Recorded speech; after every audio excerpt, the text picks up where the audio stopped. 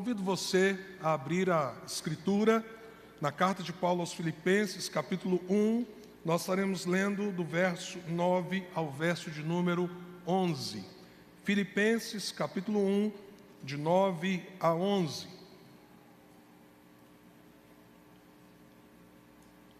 A Escritura nos diz assim: esta é a minha oração, que o amor de vocês aumente cada vez mais em conhecimento e em toda a percepção, para discernirem o que é melhor, a fim de serem puros e irrepreensíveis até o dia de Cristo, cheios do fruto da justiça, fruto que vem por meio de Jesus Cristo, para a glória e louvor de Deus. Quando a gente ora, coisas acontecem.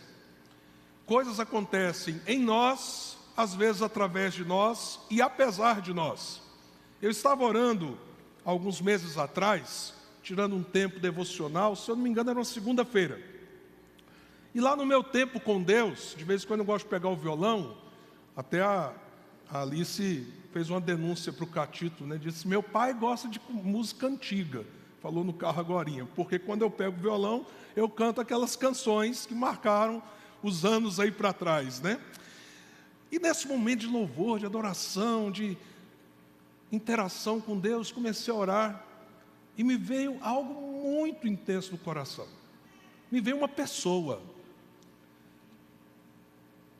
E não era só para eu orar por essa pessoa.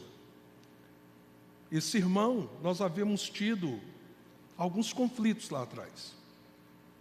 E a nossa jornada não estava legal. Alguma coisa havia se rompido. E Deus me trouxe, em meio à oração, a vida desse irmão. E me trouxe o discernimento de uma responsabilidade. Você vai marcar um café com ele. Você vai marcar um encontro com ele. Eu, Senhor, mas logo ele? Ele não, Senhor. Você vai encontrar com ele. E eu continuei orando e perguntei-se: o que eu vou falar? Eu nem sei se ele vai aceitar.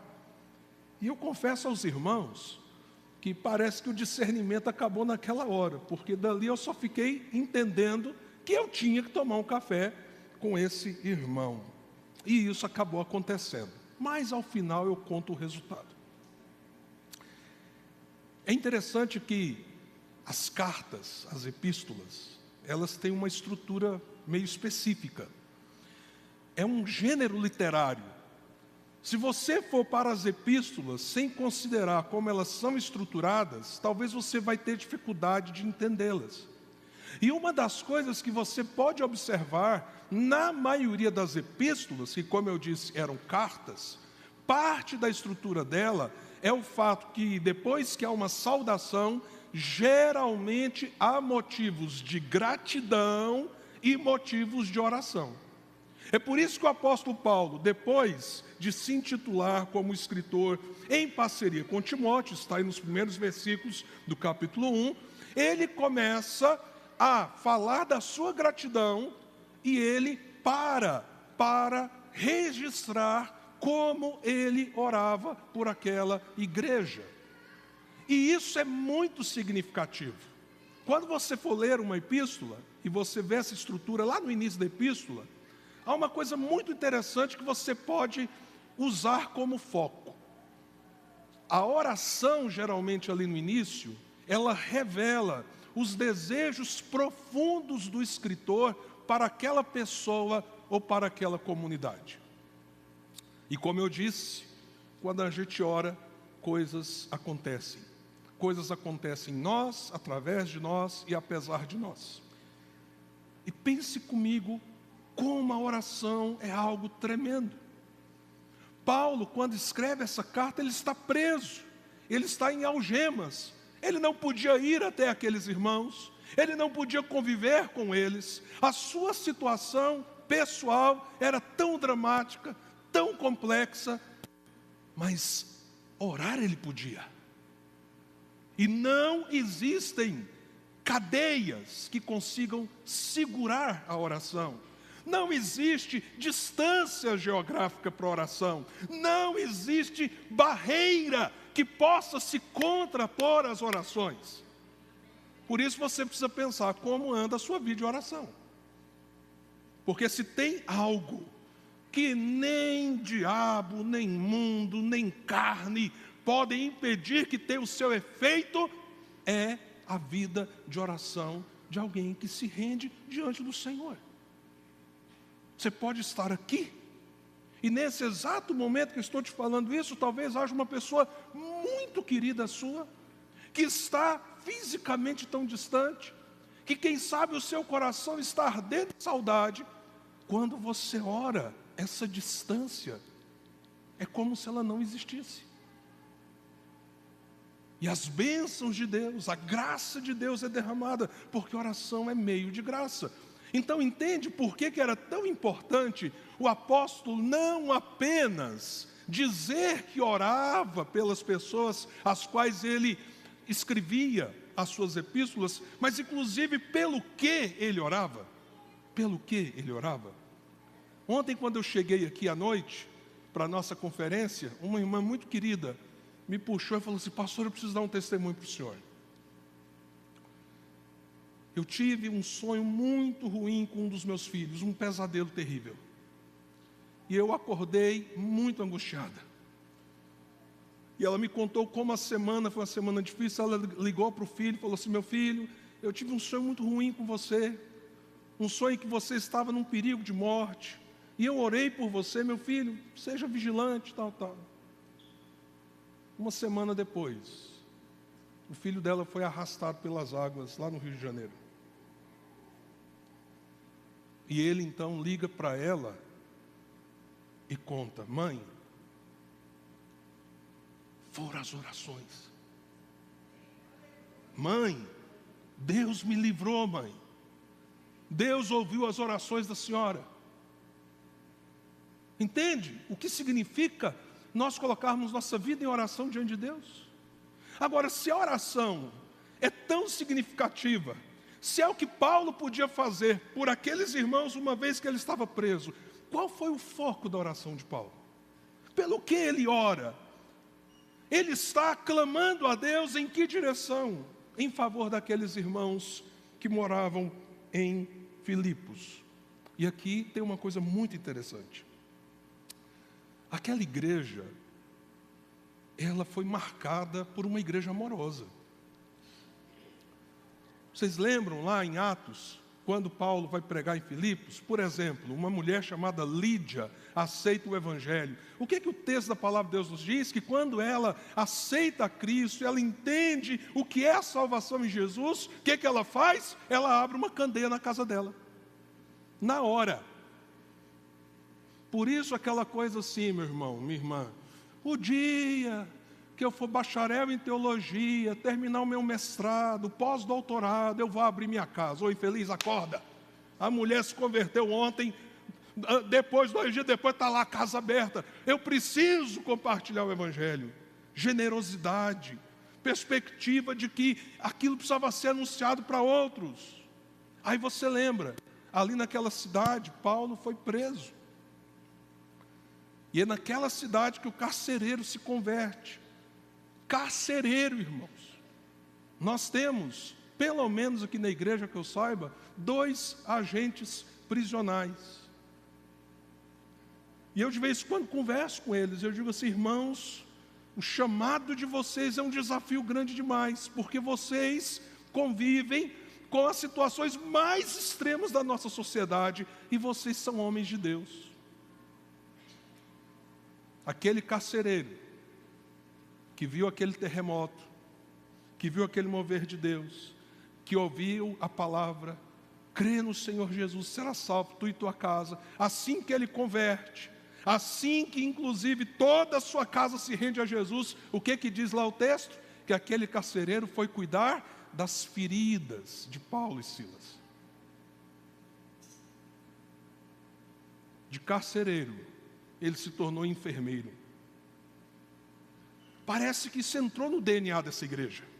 Porque agora, e aí já tem um intervalo de tempo que Paulo não estava lá, agora que Paulo está preso, esta igreja está cuidando de Paulo, como nós vimos a semana passada, quando o reverendo Leandro Pinheiro pregou, e ele pregou lá no finalzinho, e ele nos lembrou que essa igreja era uma igreja pobre, ela levantou recursos para sustentar o apóstolo. Essa igreja é uma das igrejas de um testemunho de amor mais forte que nós temos nas Escrituras do Novo Testamento. Mas qual é a oração de Paulo? Esta é minha oração, que o amor de vocês aumente. Uma igreja que amava, qual era o clamor do apóstolo? Que aumente o amor que vocês já têm. Cresça esse amor. E a palavra aqui no original, não sei se você sabe, mas na língua grega da época, o koiné, haviam algumas palavras para amor, não é? Nós aqui no nosso português, amor é amor. Amor de pai, amor de homem para com mulher, né? Amor de amizade, a gente tem uma palavra só. No grego, não. E no grego há uma palavra que geralmente ela expressa o amor de Deus, que é a palavra ágape. Amor, ágape. Ela expressa o amor de Deus. Por quê? Porque ágape é um amor que se sacrifica, que se entrega, que se doa, sem esperar nada em troca. Paulo usa esta palavra quando ele diz: a minha oração é que o amor de vocês aumente. Ágape é amor divino, mas que é introjectado em nós, e que nos chama então a vivê-lo, a reparti-lo, a aprofundá-lo em nós mesmos. Essa é a oração do apóstolo Paulo. Mas se nós falamos de um amor assim, e o que o apóstolo está dizendo, o meu desejo profundo é que vocês aumentem esse amor, cresçam nesse amor. A grande pergunta é: mas como a gente pode crescer nesse amor que vem de Deus? Que é o amor que nos alcançou. Porque se você está em Cristo, se você é uma nova criatura, se você um dia se rendeu a Ele, Ele é o seu Senhor e Salvador, tem uma coisa que você já entendeu. Você entendeu que não é por mérito. Você não fez algo para Deus te amar. Por isso que o apóstolo João, em 1 João, diz que nisto consiste o amor. Não em que nós o tenhamos amado, mas que Ele nos amou quando ainda éramos o que, gente? Alguém lembra? Pecadores.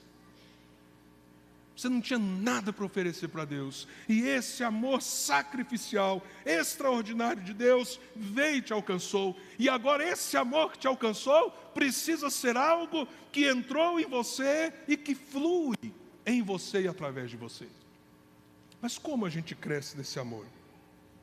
E eu penso que o apóstolo nos dá aqui um caminho. E para a gente crescer nesse amor, nós precisamos viver um processo que gere discernimento. Ele continua dizendo: aumentem nesse amor cada vez mais. E olha o que ele conecta: em conhecimento e toda percepção.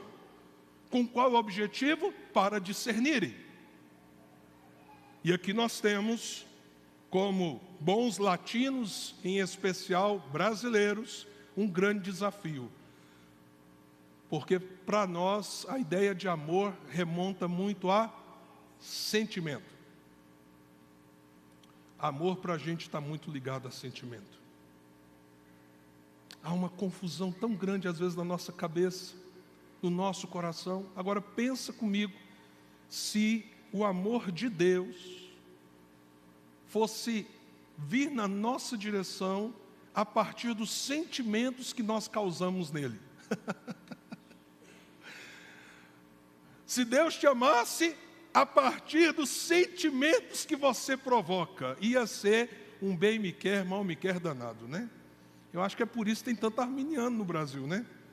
Está vendo, Catita? É um desafio ser calvinista, porque essa ideia, né? Essa ideia de bem me quer, mal me quer, bem me quer, parece fazer sentido. Mas independente se eu sou arminiano ou calvinista, o Evangelho aponta para o fato de que o amor de Deus, ele é incondicional. Agora, o amor de Deus é cheio de conhecimento e percepção. E o que a palavra de Deus está dizendo é que se eu quero crescer nesse amor que me alcançou, para ser o amor que marca o modo com que eu me relaciono com as pessoas e comigo mesmo, porque o maior mandamento de todos qual que é, gente? Amar a Deus sobre todas as coisas. E o segundo, que é semelhante ao primeiro, amar ao próximo como a si mesmo. Eu preciso entender que o caminho para esse amor crescer de modo maduro na minha vida é esse conhecimento de quem é Deus, de quem são as pessoas, e uma percepção da vida, do mundo, que passa por esse avanço em conhecer a Deus. Eu contei para vocês que ao orar, eu me senti muito instigado a ir lá tomar aquele café com aquele irmão. Mas eu fui muito instigado por um outro lado que existe dentro de mim mesmo, para não fazer isso. Porque a única justificativa para eu ir naquela direção, de marcar aquele café, e quebrar a minha própria natureza, e romper os grilhões da minha alma, e me dispor a um passo que requeriria de mim um sacrifício, é o fato de que, conhecendo a natureza de Deus, eu sei que Deus me chamou para uma conversa, quando eu havia ofendido a natureza dele por todos os meus dias, por toda a minha vida, e ele me chamou para um diálogo, para uma aproximação.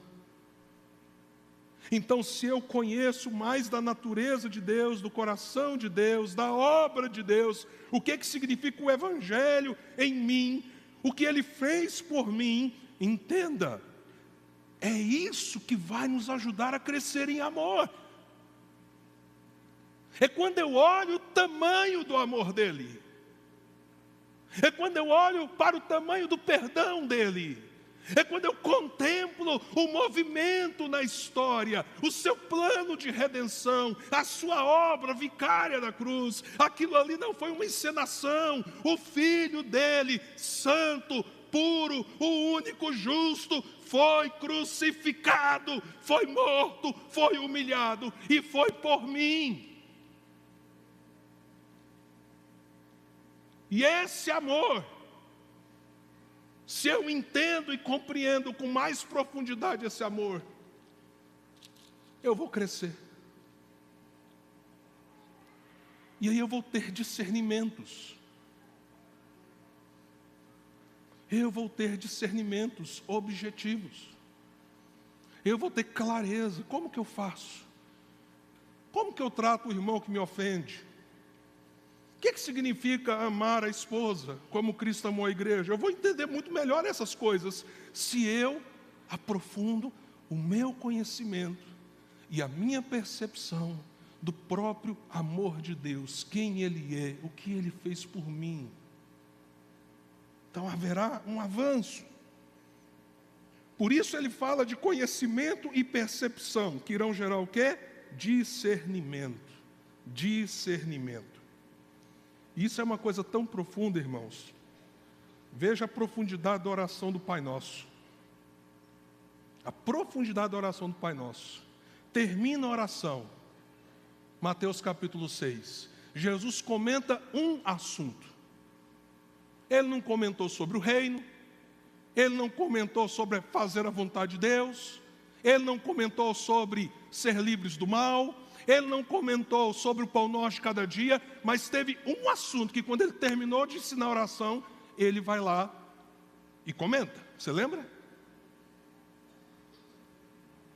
Porque se vocês não perdoarem quem tem ofendido vocês, tampouco o Pai Celeste de vocês vos perdoará. O que ele está dizendo? Cuida desse detalhe aqui da oração, porque isso aqui mata a sua vida de oração. E por que isso mata a vida de oração? Porque o Deus perdoador requer de nós um coração perdoador. Porque o amor de Deus sacrificial nos constrange a perdoar. E perdoar, gente, sempre, sempre, sempre, sempre é sacrificial. Por uma questão simples, perdoar nada mais é do que rasgar a dívida do outro.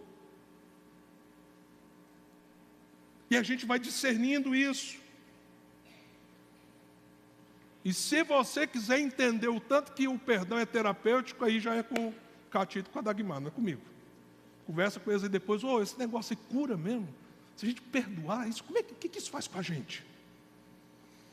Mas eu disse que nós temos aqui 3 apontamentos e o tempo de falar dos 3 já acabou, então eu tenho que correr.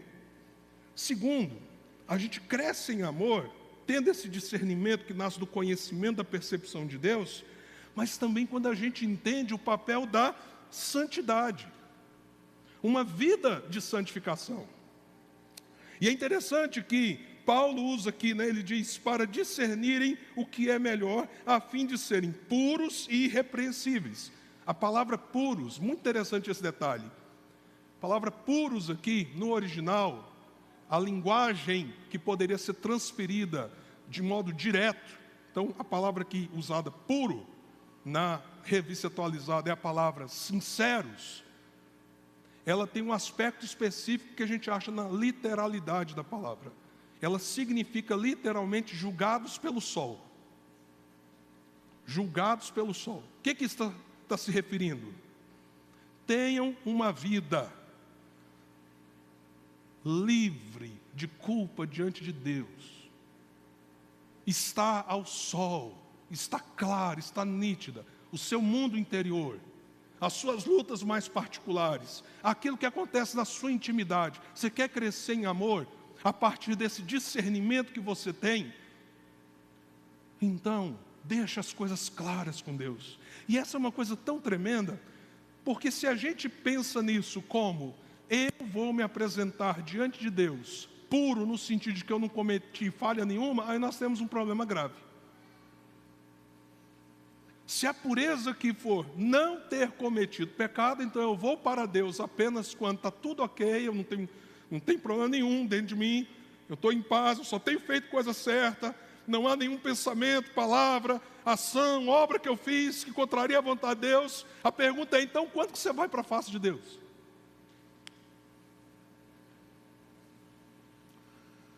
O chamamento aqui é para que você vá trazendo clareza diante de Deus. Ah, Senhor, o Senhor que vê tudo. Aqui meu coração. O Senhor, aquele desejo, eu tenho vergonha.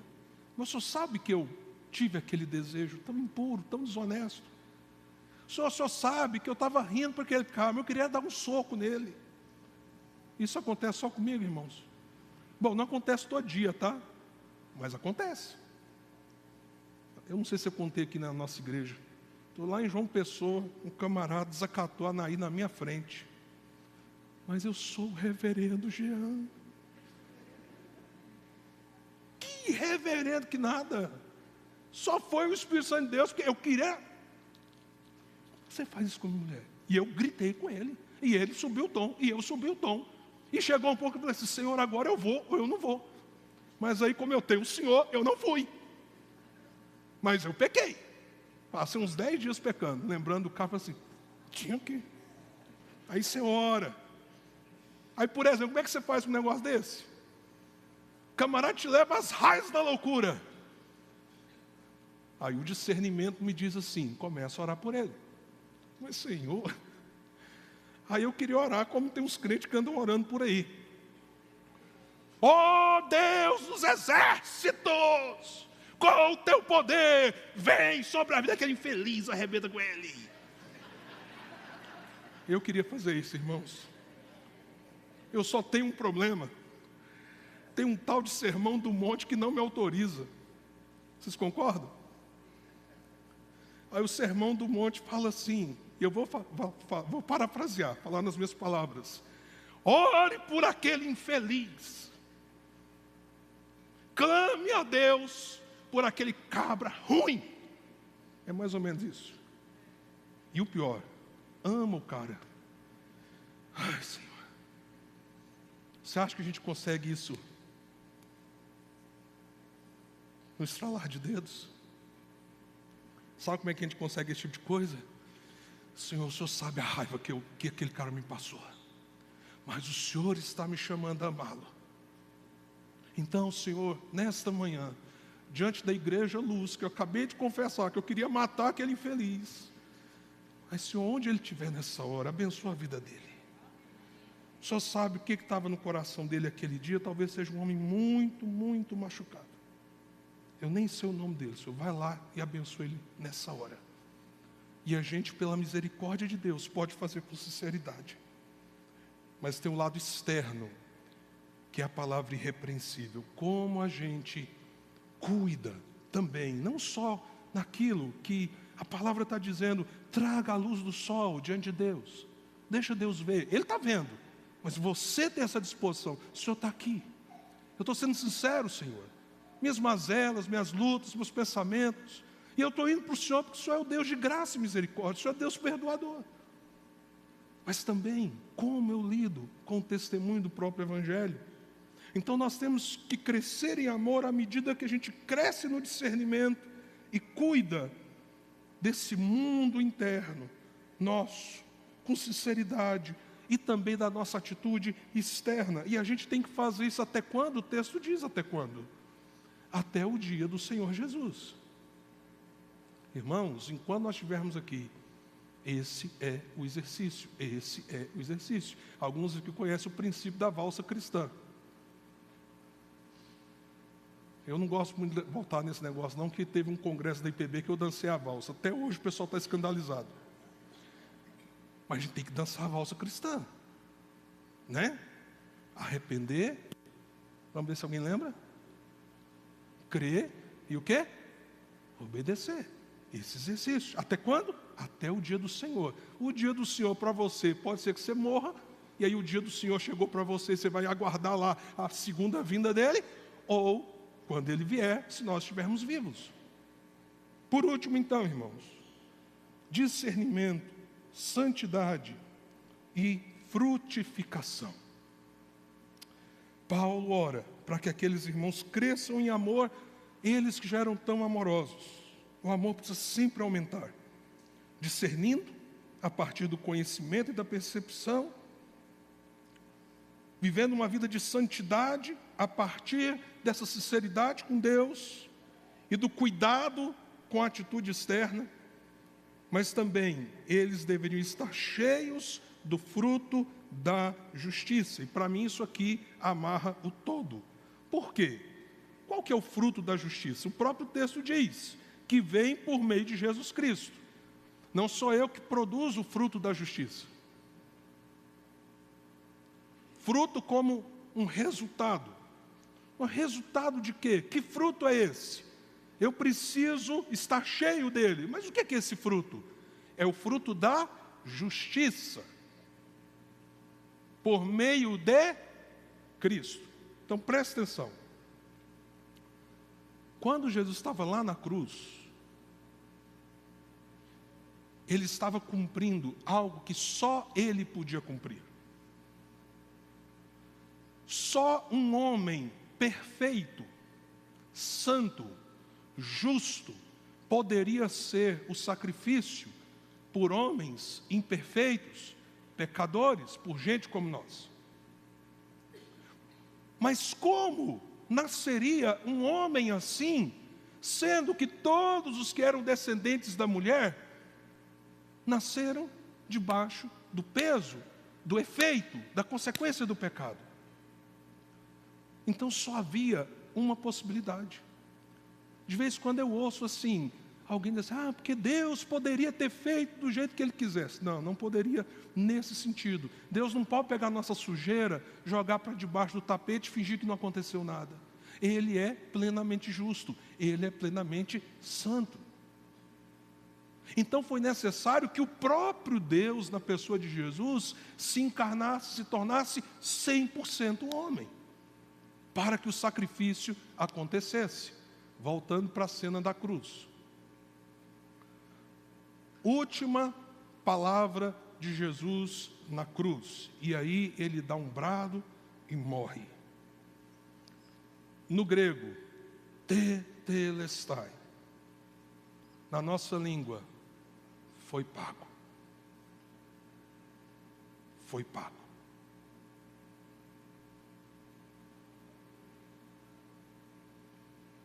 Aí está o fruto da justiça. Uma justiça que não é nossa, mas que foi derramada sobre nós. Você entende? Agora, essa justiça que foi derramada sobre nós, irmãos, não é simplesmente um elemento a mais.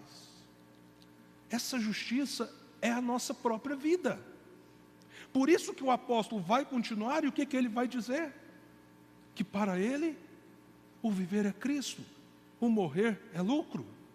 Se ele vive, é para cumprir aquilo que Cristo o chamou para viver. Se ele morrer, é incomparavelmente melhor, porque ele estará com Cristo. E por que é assim? Por que a vida é assim? Por que as coisas se tornam assim? Porque a nossa vida agora está em Cristo. O fruto da justiça foi derramado sobre nós. Agora a nossa vida é uma frutificação a partir desse fruto. E se é assim, tem espaço para o amor crescer. Se nós vivemos por causa do fruto da justiça, tem espaço para o amor crescer. Mas eu prometi que ia contar lá do café da manhã, né? Senhor, não sei nem se vai aceitar. WhatsApp, fulano, vamos tomar um café da manhã? Ele visualizou, ficou uns 3 dias sem responder. Aí ele respondeu, não falou nem bom dia, nem boa noite, só falou assim, top. Aí lá vamos nós, marcamos café. Minha pergunta no caminho, o que eu vou falar? Como é que eu vou explicar que negócio é esse? Como é que essa conversa vai fluir? Aí eu pedi uma coisa para Deus. Porque como eu tinha os meus motivos, ele tinha os dele. Eu falei assim, Senhor, me dá força para eu não falar nenhum motivo de queixa, para eu não me justificar. Pergunto para a Anaís se eu faço isso toda vez. Ela sabe que é uma luta danada. Senhor, se ele falar, cala minha boca, Senhor. Não deixa eu falar, só ouvir. Agora, como isso vai acontecer? E aí nós tivemos um grave problema naquela padaria.